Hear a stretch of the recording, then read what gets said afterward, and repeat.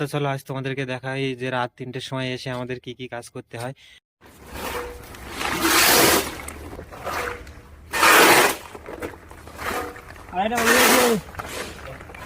জল পানি খাই না।